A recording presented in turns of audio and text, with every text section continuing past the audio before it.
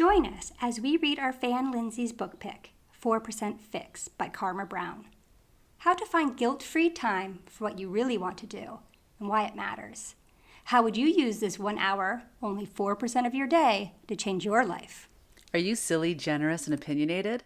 Or creative, adventurous, and studious? Want to know which Book Interrupted member you're most like?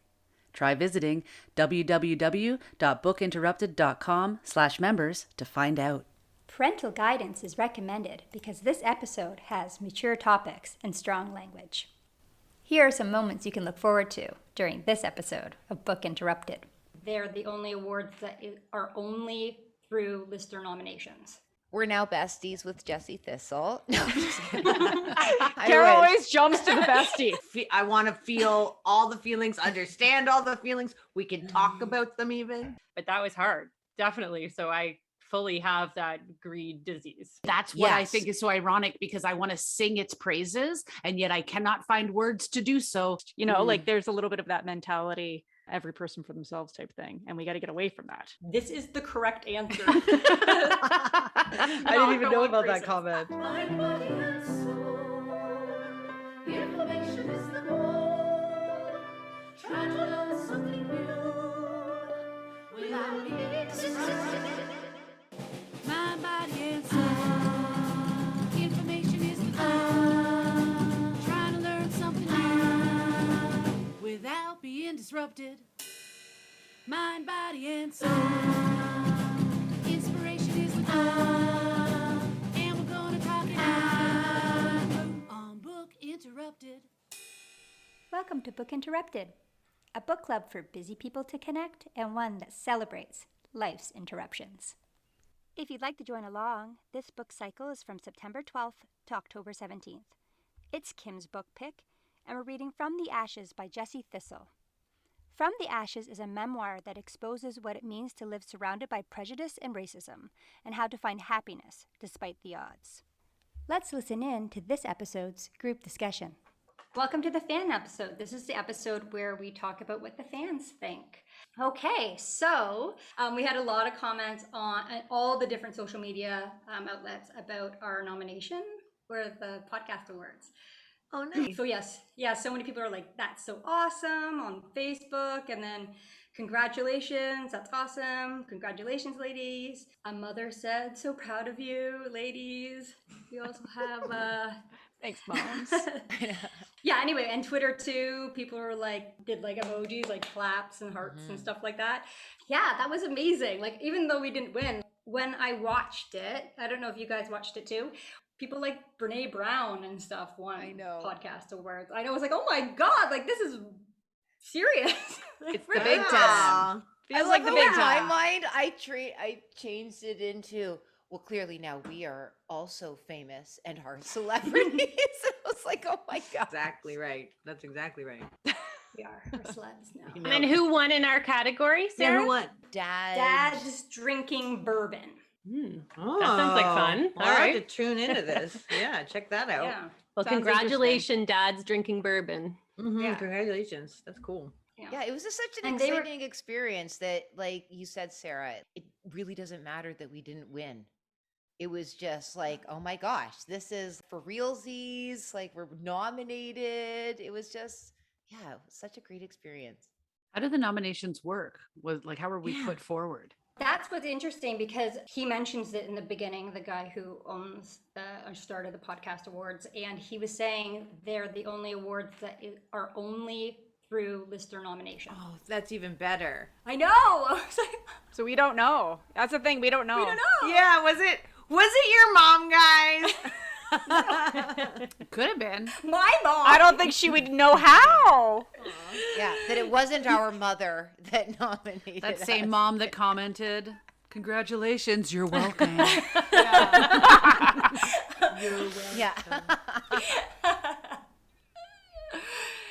Oh, but yeah, That's so that was awesome. pretty exciting. Cool. Yeah. So maybe we'll go to, there was a blog post about if they would rather go on a cruise with their friends or go on a cruise with their significant other. And Kim wrote neither. I'm never going on a cruise again after seeing what happened at COVID.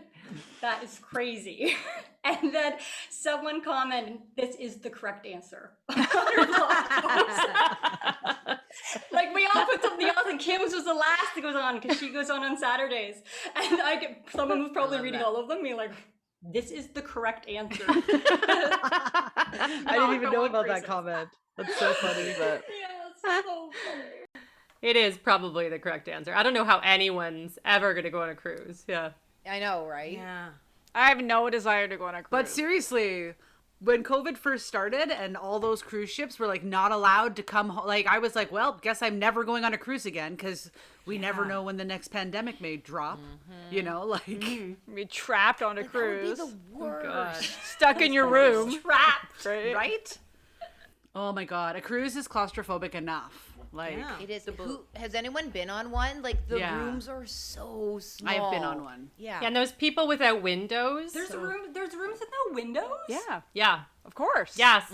Yes, those are the cheaper Oh my ones. God. So those people got stuck in their rooms with no window in like a tiny space for all that time. It actually sounds like heaven to me. A little bit of like, finally. Are you serious? A room with no windows? The womb. I love those little rooms on cruise ships. They feel like a big... Little womb room? You like a womb room? No. Oh, it's so suffocating. But do you like them all day, every day? No, if I was stuck forever and I couldn't get home, of course not. That sounds actually like a form of torture, but... I think they allowed them to go outside to get fresh air like an hour a day or something. It was like jail. Yeah, it's like poor jail. people Yeah. paid to go It to was jail. Yeah, and you paid Oh, for it. God, they were in solitary confinement. Awful. Yeah. So correct answer, Kim. Boy. Yeah. Way to go.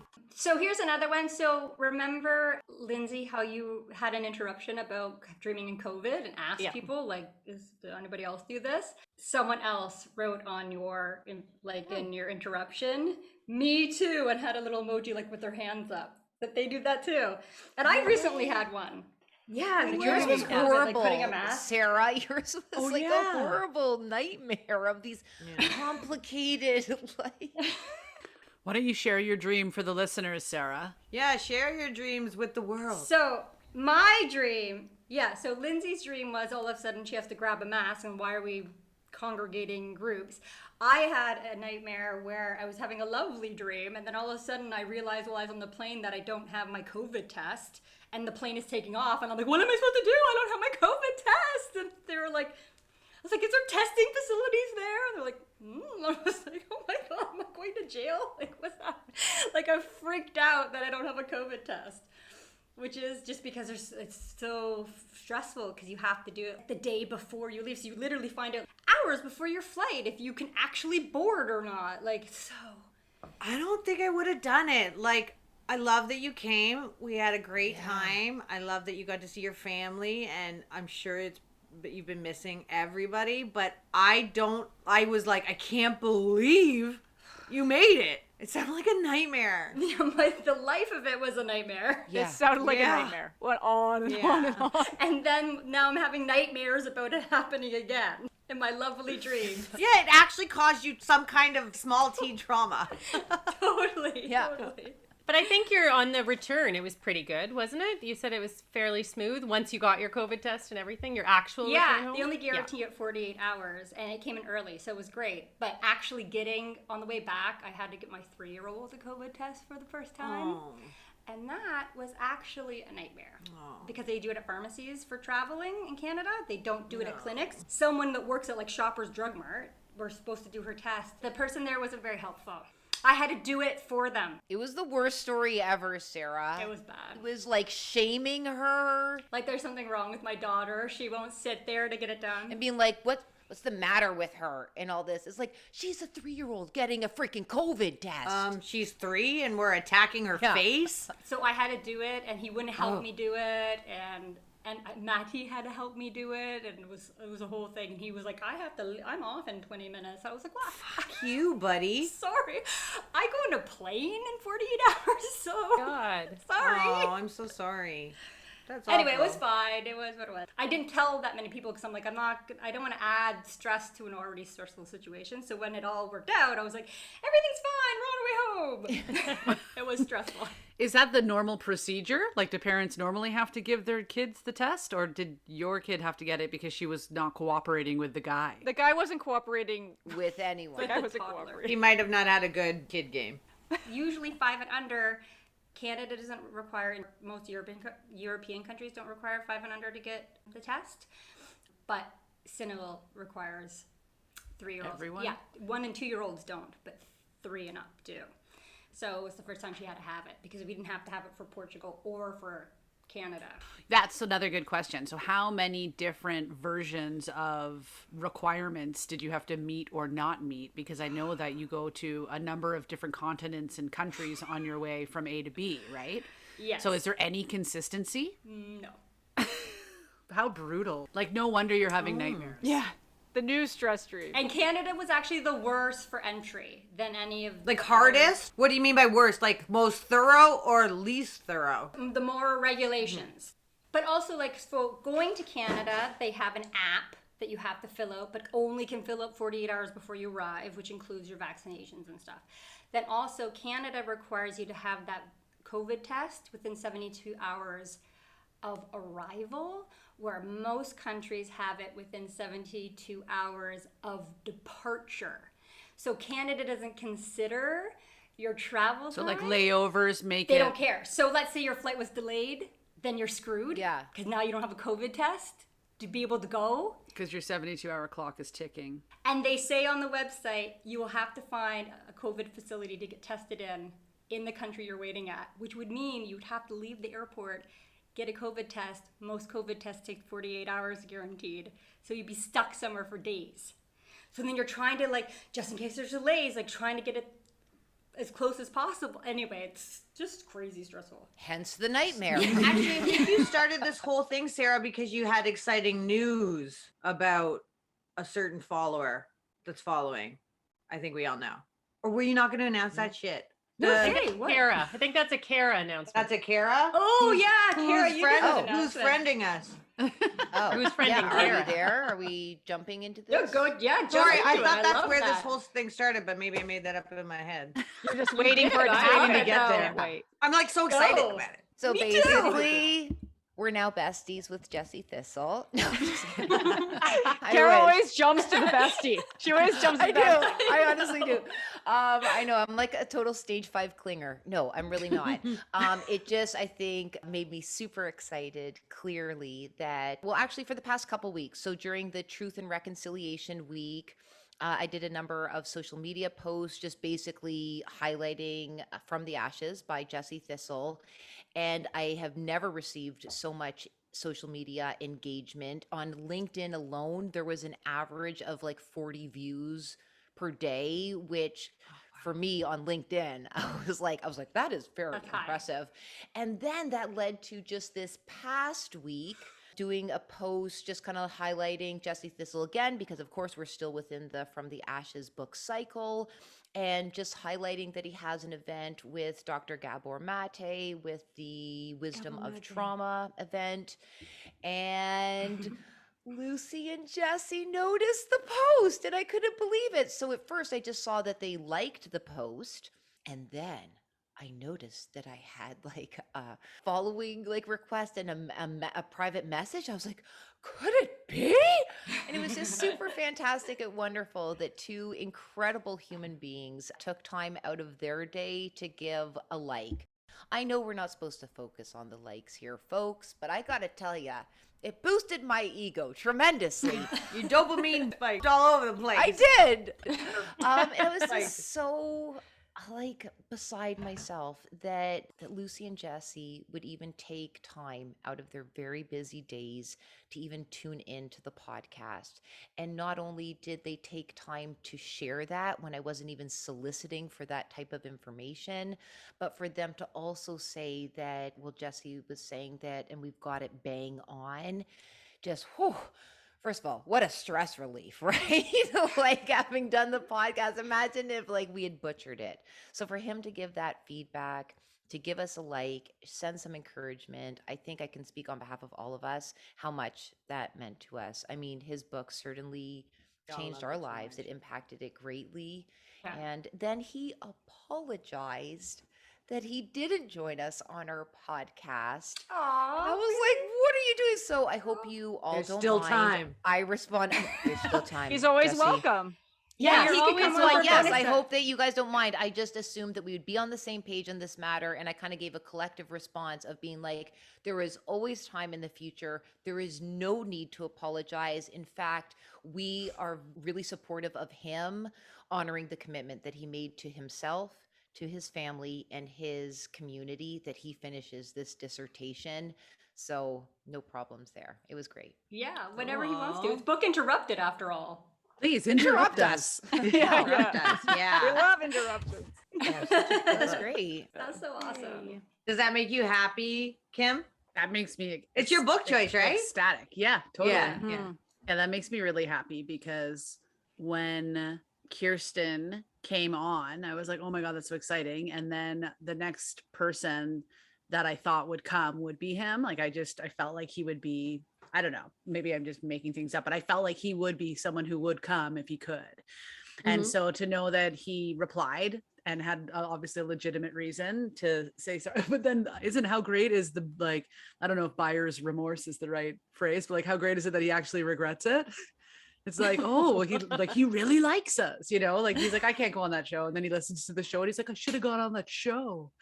So That is awesome. Do you think Oprah's gonna join us for my next book choice? Because I'm pretty sure she will, right? Oprah's probably going to come. That'd be pretty cool, Yeah. though. It would be, Come on.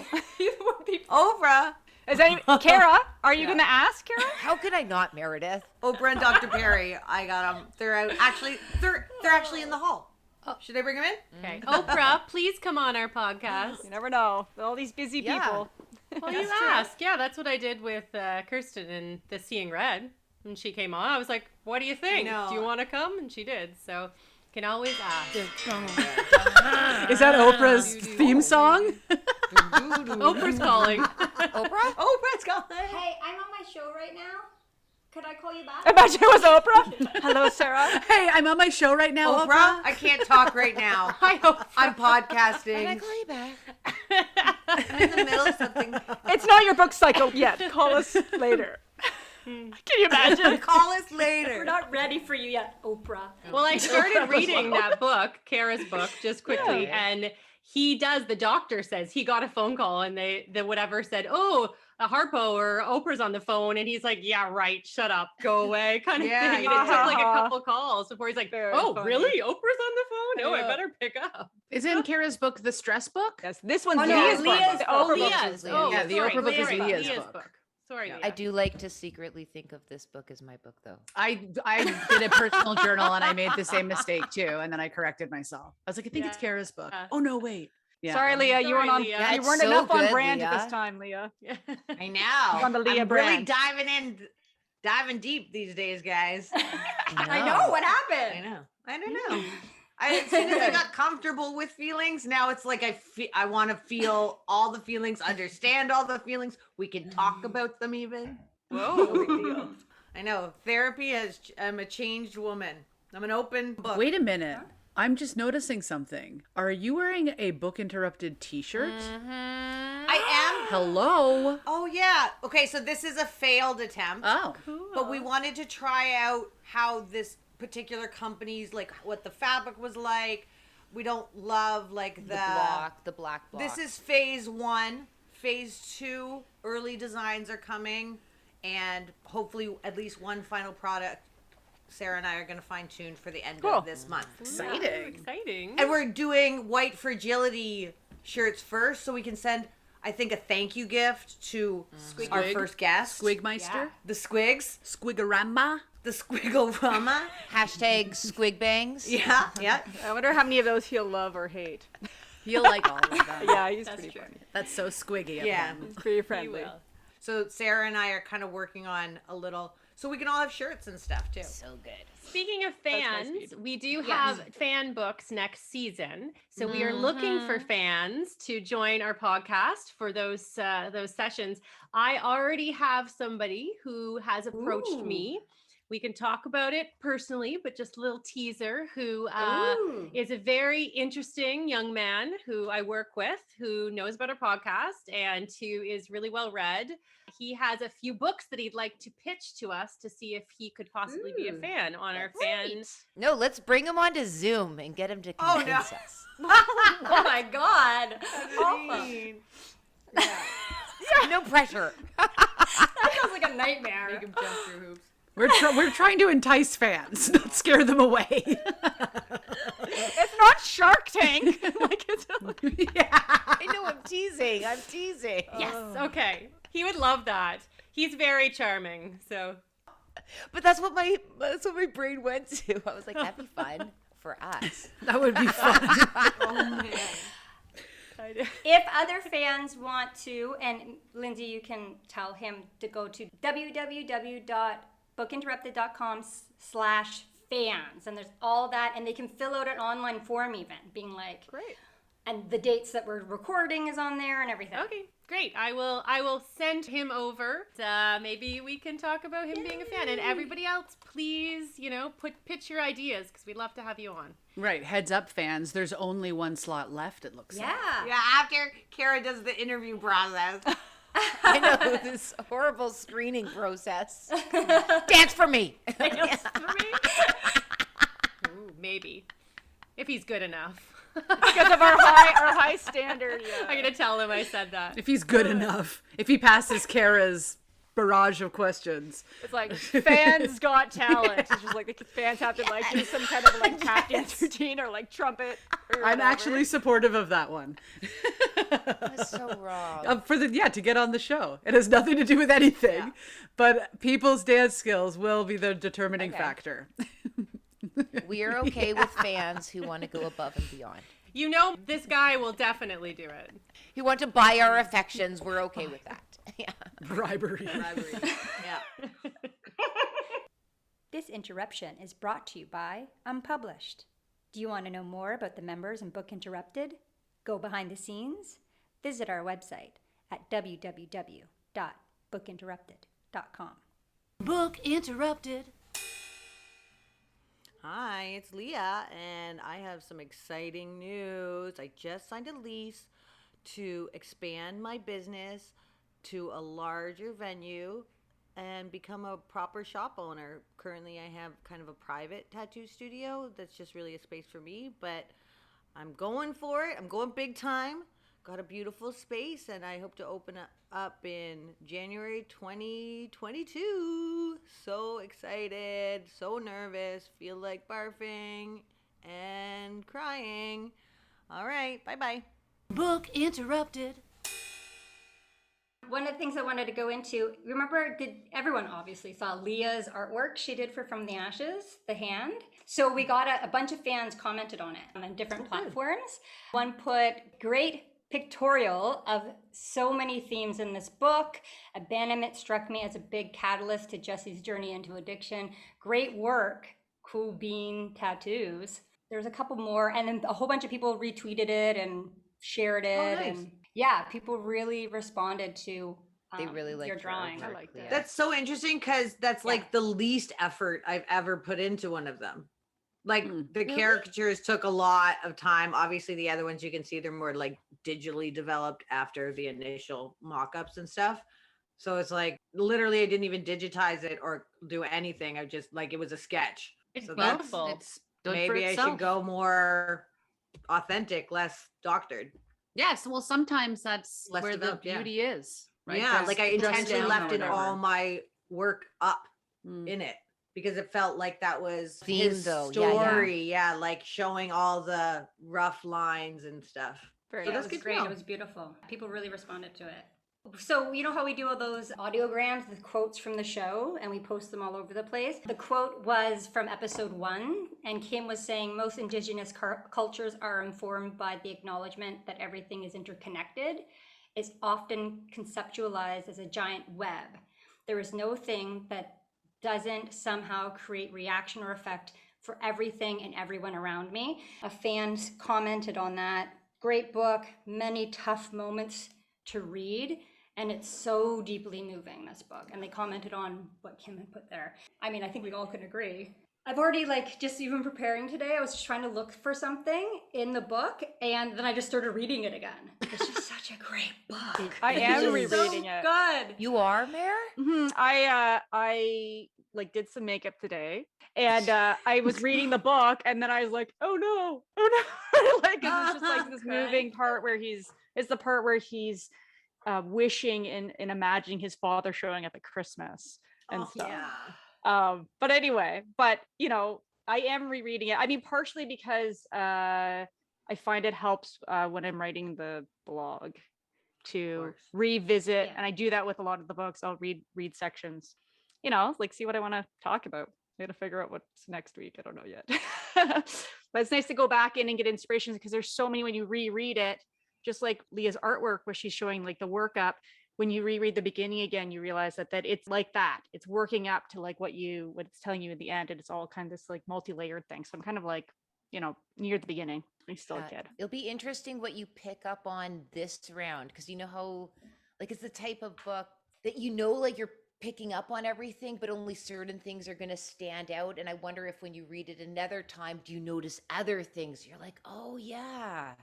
There's just so many layers to it. And you get a sense that you kind of understand him more by the end of the book. So then you can see when he's telling you how he reacted certain ways, like maybe it affected him later on or how it shows up later on. I don't know. Yeah, for sure. Because you already know the ending by this point. Yeah. Yeah.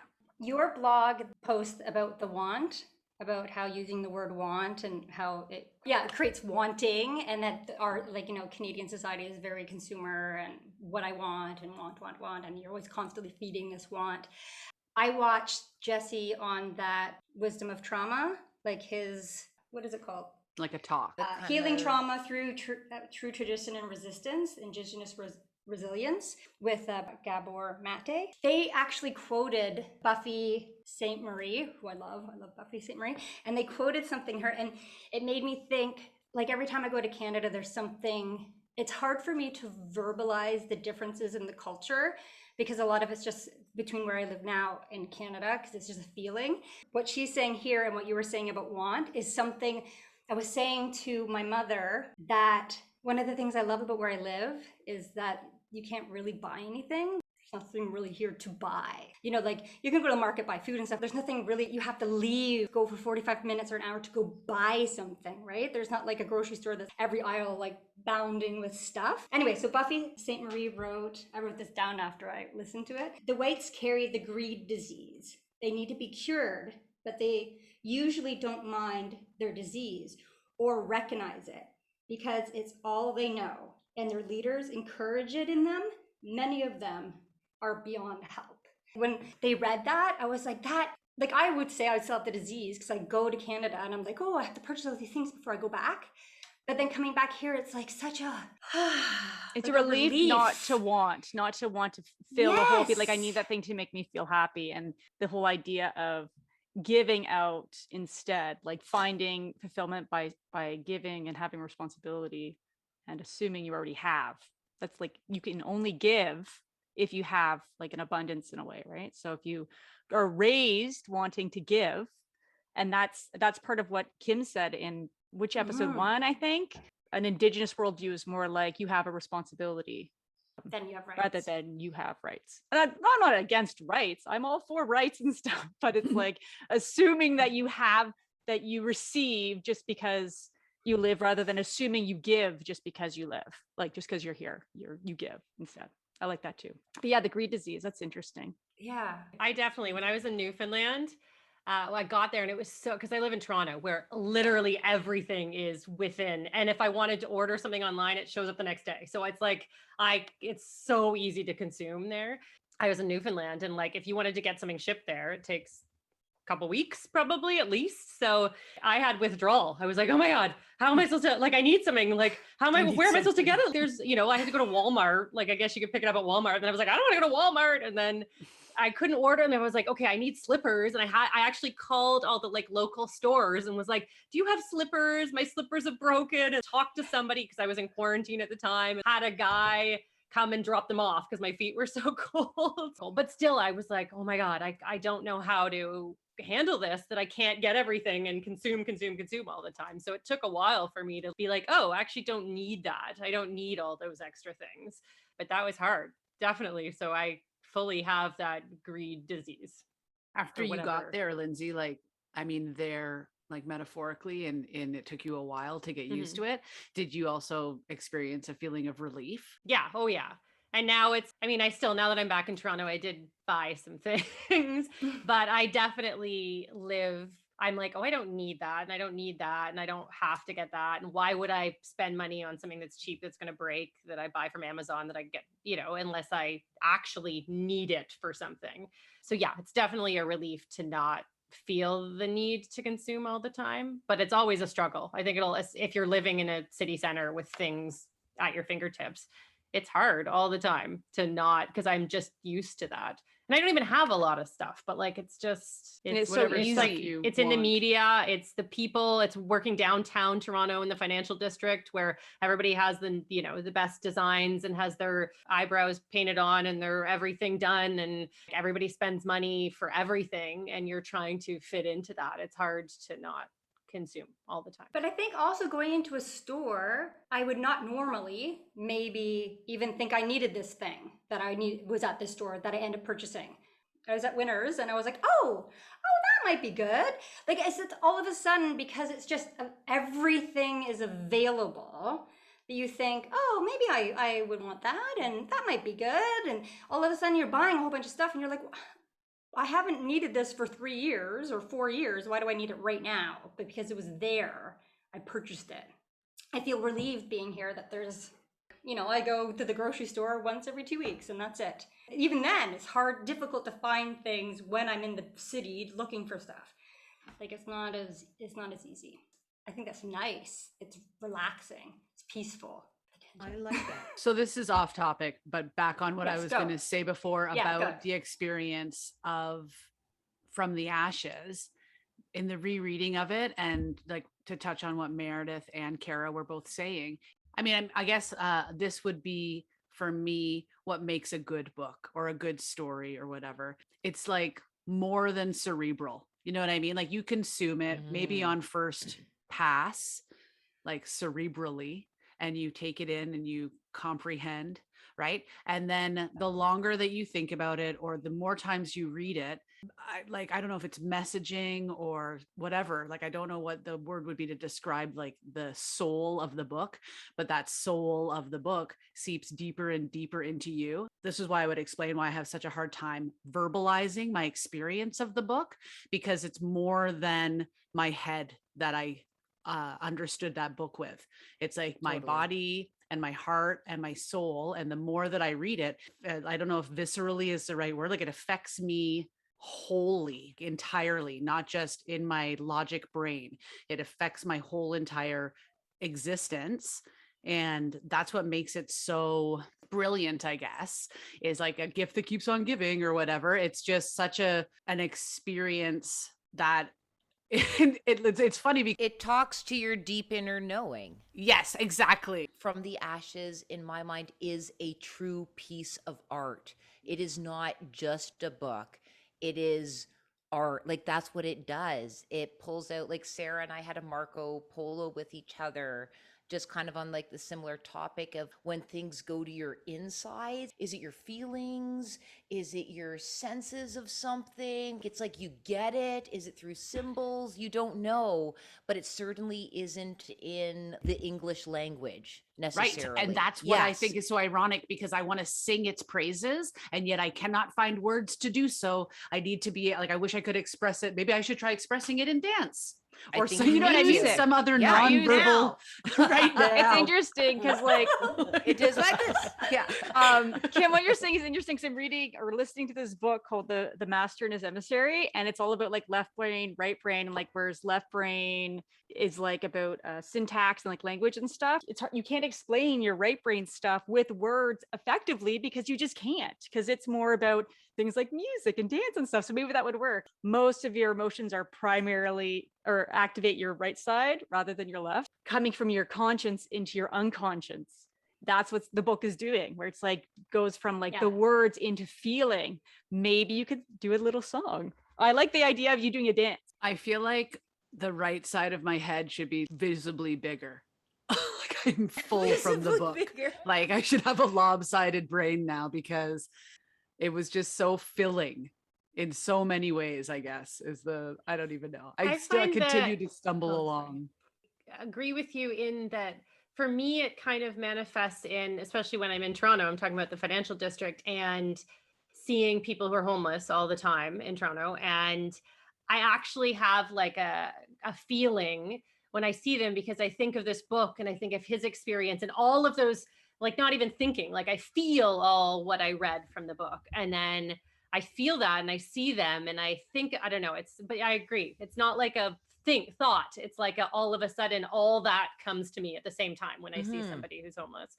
Since the book, I notice homeless people all the time. I don't know if I'm supposed to use that word. If we're supposed to use Maybe that word. Experiencing people experiencing homelessness. It's people experiencing homelessness. Sorry, I said that okay. wrong.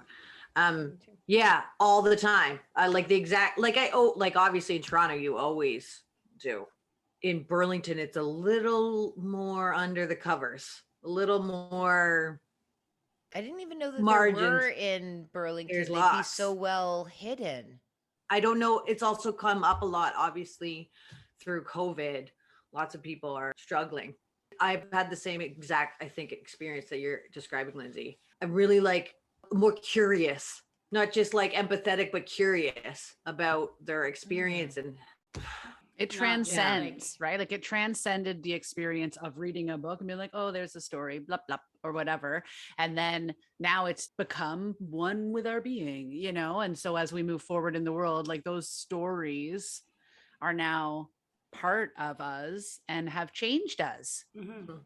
Absolutely. One of the other things in that panel that Jesse was on, one of the other panelists said in his language as Lakota, you can't speak it without intuition. And I feel like the language of Lakota is spoken with intuition. And he was saying, because this particular panelist is all about languages, and he said many of the things in his language, there are no words in English, and vice versa. They don't translate into the language. So it makes me think of what you guys are saying. Intuition makes me think of it's all about the feeling and that side of the brain. Jesse doesn't speak Lakota, but you know what I mean? Maybe it has something in there that makes you, because of his traditions. It's like the purpose of Indigenous storytelling is exactly what I feel like we're kind of describing here, not being Indigenous and not having that experience in our upbringing or our teaching or whatever. But that's one of the things that the way that we describe this experience of this book is kind of how one might teach you about what storytelling means in Indigenous cultures, right? And back to your point on language, Sarah, forgive me ahead of time because I'm not going to do what I'm about to tell you all justice, but it resonated with me. And I can't remember where I learned it, if it was in that U of Alberta free Indigenous studies course or whatever, but an Indigenous person was explaining some of their language. And so they were telling them the word for good morning or wake up or whatever it was. And within like their one word, it wasn't like in English where you say, hello, that's a greeting, the end. in their language, it was, this means we greet the day, we're grateful that the sun has risen again, we are full, because like it was just layer after layer after layer of meaning. Like it captured so much. This is why the loss of language is such a major issue and an urgent thing to stop, because it holds so much of their culture in it. I didn't understand that until I saw that particular clip with that teacher just explaining how, okay, this is our word for this, and this is what it means. And it's just so wholesome, not in the word, like not in the sense of like good, but wholesome is in encapsulating like this whole concept, not just a word and a definition. So It's a word, it's an interpretation of a much larger concept. yes, every single word, right? And so everything is a lesson, right? When you speak that, you're being reminded to walk gratefully because you've been allowed to wake up again, and Mother Earth has provided you with everything you need, and that you're connected and you're part of it. And that's what we need more of, especially with the climate crisis. If everybody had that, we'd be able to like come together and work together instead of, you know, say, well, save yourself and your family first. You know, like there's a little bit of that mentality, every person for themselves type thing. And we got to get away from that. Yeah. And a little bit is a bit of an understatement, right? Like literally we are individualistic and competitive in our culture. We don't view the system or whatever, our resources, as enough for everybody. We view them as fixed. Oh, I got a good quote that I looked up. Just give me a second. That I read a book that is on this subject. Just give me a second. I'll come back to it. How many books do you usually have on the go at once, Mare? Too many, man. Too many. One, two, three, four. I don't know, like 4 or 5 right now. I want to learn everything. I just Really? Okay. How many of you others? I typically will do 1, maybe 2 books at a time. What about others? So I'm like that too, Kara. I need to have like separate, like I need to be able to compartmentalize them. Oh, like me I can't too. read 2, right? Like 2 that are kind of similar. Otherwise I'll forget where I am, you know, like I need to be like one. And I can't digest it then. I can't get into it. And like, yeah. What about you, Lindsay? I start a lot of books and don't finish them.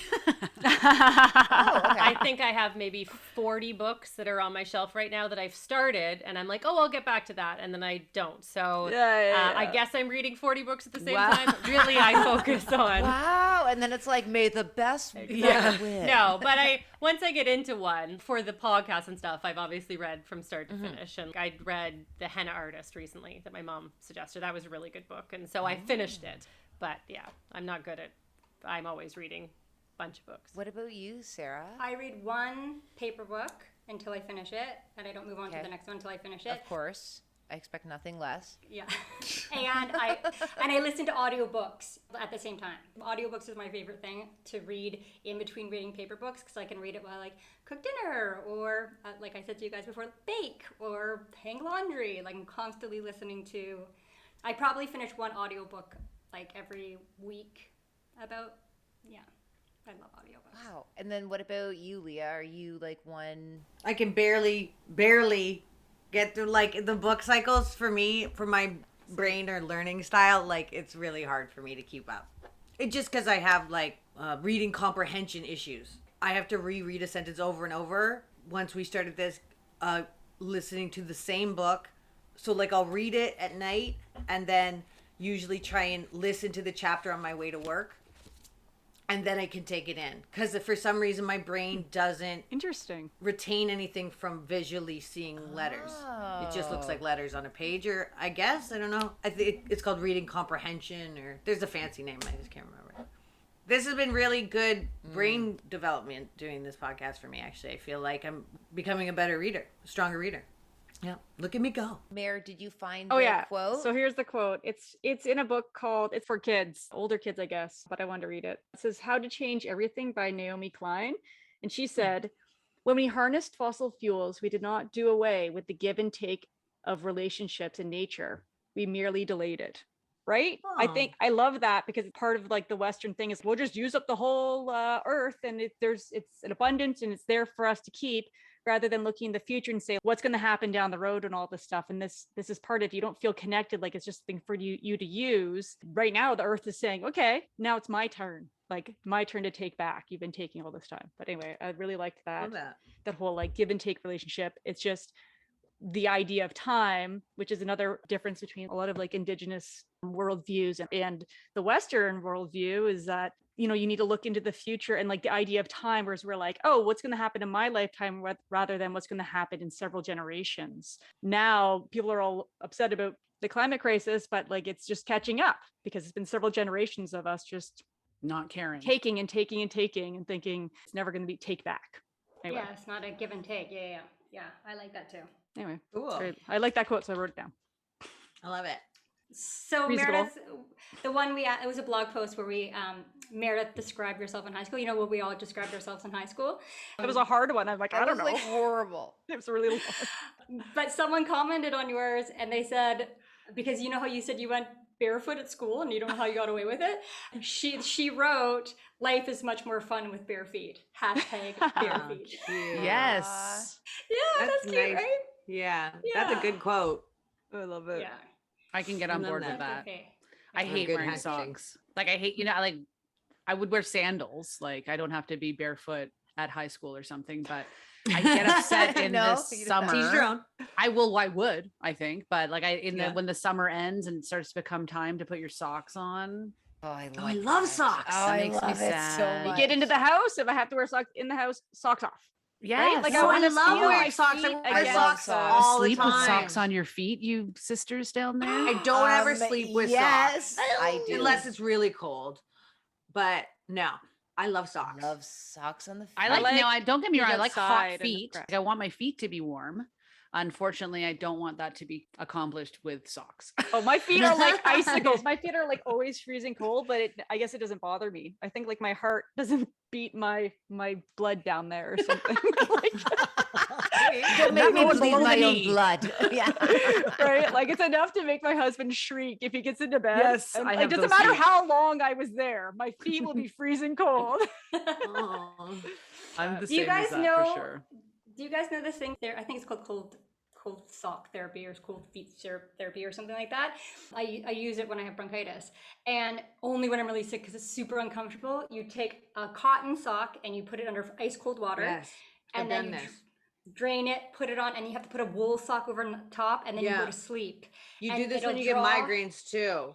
My parents used Oh, to it do this works? to me when I get migraines. Yeah. What is the science Oh. behind this? What does it do? A naturopath told me to do it because it brings down the heat, brings it down so I could actually fall asleep. Oh. And by the time like feet will get crazy hot to warm up the socks, so by the time I wake up, the cotton sock is completely dry. Whoa. And That's crazy yeah. to me. I've And never I even can had a actually dry fall sock. asleep.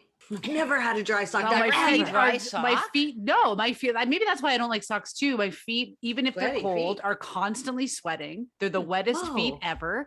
So if I put a What? wet sock on my foot, it would never dry ever. You'd have like Oh, mushrooms wet growing foot. between your toes in like no time. Mushrooms. Yeah. What happened? I got a funny visual.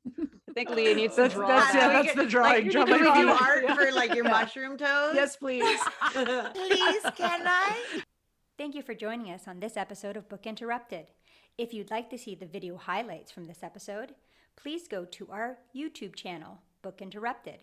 You can also find our videos on www.bookinterrupted.com. Are you interested in buying this book? Do you want to order the next book so you can read along? Go to www.bookinterrupted.com/shop to see a complete list of our books.